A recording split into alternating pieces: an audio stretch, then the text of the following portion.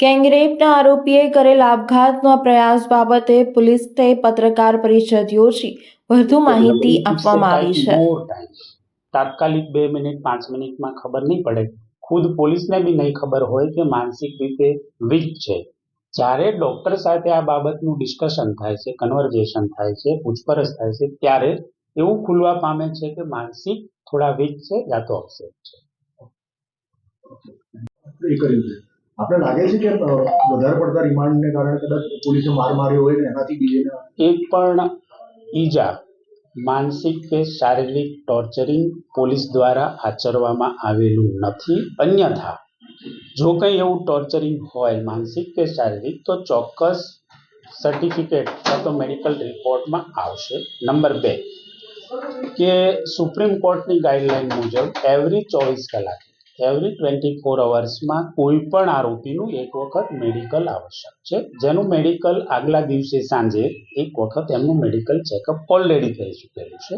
એમાં પણ કોઈ ઈજાના નિશાનો નથી અને કોઈ એવા અને આ તો ડિટેક્ટ છે। આમાં બીજું વિશેષ કંઈ ટોર્ચ કરવાને સપોઝ કંઈ રિકવર કરવું હોય, મુદ્દામાલ છે, કોઈ અન્ય ચીજ વસ્તુ છે, કોઈ પુરાવા રિકવર કરવા હોય તો પોલીસ કદાચ આપણે એવું સમજી શકીએ કે કંઈનું કંઈ પ્રેશર કરે।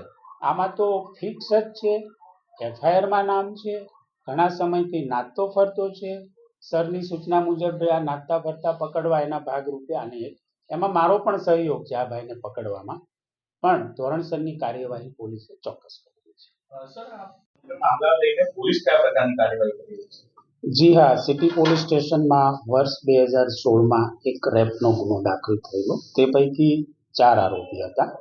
પોલીસની મહામહેનતથી એક આરોપીને મધ્યપ્રદેશથી ધોરણસર લઈ આવવામાં આવે છે, અટક કરવામાં આવે છે અને 2 દિવસના રિમાન્ડ લેવામાં આવે છે, કારણ કે બીજા આરોપીઓ પકડવાના બાકી છે। આ આરોપીનું નામ છે શાંતુ ઇલુનીનામા કરીને, જેની ઉંમર વર્ષ અંદાજિત 40 વર્ષની છે। રિમાન્ડની કસ્ટડી દરમિયાન સિટી પોલીસ સ્ટેશન લોકઅપમાં છે।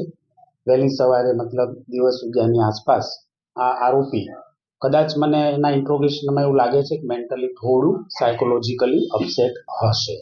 આવા કારણોસર એમણે જે ઓઢવાની ચાદર છે એમાંથી એક ચીરો ફાડી અને ગળે ગાંઠ મારી અને કોશિશ કરેલી છે, પરંતુ હાજરના પીએસઓની મદદના માણસોની સમય સૂચકતા વાપરતા એને ખબર પડી ગઈ કે આરોપીની કંઈક અંદર કસ્ટડીમાં મુવમેન્ટ છે। સફાળા જાગી જઈ અને આ પીએસઓએ જોયું તો ભાઈની કંઈ કોશિશ ચાલુ હતી। દરમિયાન લોકઅપ ખોલી અને ગળે બાંધેલું જે કાપડનું પટ્ટી છે એને ઝડપથી ખેંચી અને તાત્કાલિક સિવિલ હોસ્પિટલમાં એડમિટ કરવામાં આવેલ છે। સર, પોલીસ ચોપડે આની શું નોંધ થઈ? કારણ કે એફઆઈઆર પડી છે તો સ્ટેશન ડાયરીમાં કેવી કોઈ નોંધ કરવામાં આવી? બિલકુલ, જ્યારે આવી ઘટના બને છે, કસ્ટડીનો આરોપી છે, જ્યુડિશિયલ કસ્ટડી છે, 2 દિવસના રિમાન્ડ છે, તમામ જિમ્મેદારી તક અમલદારની હોય છે। આ દરમિયાન નામદાર કોર્ટને રિપોર્ટ કર્યો છે। નંબર 2 કે સૌથી પહેલા પોલીસ એક્શન લેતા પહેલા માણસને બચાવવું એ સૌથી પ્રાઇમ અને ઇમ્પોર્ટન્ટ મુદ્દો છે। આ કારણોસર એમને એસએસજી હોસ્પિટલમાં હાલ પણ સારવાર હેઠળ છે, એટલે પ્રથમ સારવાર, ત્યાર પછી એની એમએલસીના ભાગરૂપે એમની તપાસ થશે। જો અન્ય કોઈ કારણો હશે તો ગુનો દાખલ થશે, અધરવાઇઝ જે એટેમ્પ્ટ ટુ સુસાઇડ છે એ નામદાર સુપ્રીમ કોર્ટે બંધારણની કલમ 21 હેઠળ કે જ્યારે માણસ આપઘાત કરે છે, ચિંતામાં હોય છે, દુઃખ સહન કરે છે અને પછી આઈપીસી 309 મુજબ જે ગુનાઓ દાખલ થતા એ ખરેખર નહીં થવા જોઈએ એવા કારણોસર નવા લોમાં 1/7/2024થી જે લો રિફોર્મ થયા એની અંદર આ 309 નંબરની કલમને રદ ગણવામાં આવેલી છે। સર, તમારો પીઆઈ જે છે સેકન્ડરી તો હજુ એવું કહી રહ્યા છે કે મારી પાસે સીસીટીવી છે, મોઢે રૂમાલ બાંધીને જઈ રહ્યો છે અને આવો કોઈ પ્રયાસ જ નથી કર્યો, તો હકીકત શું છે? હકીકત જ છે જે આપ કહો છો, એમને સુસાઇડનો એટેમ્પ્ટ કરેલો છે।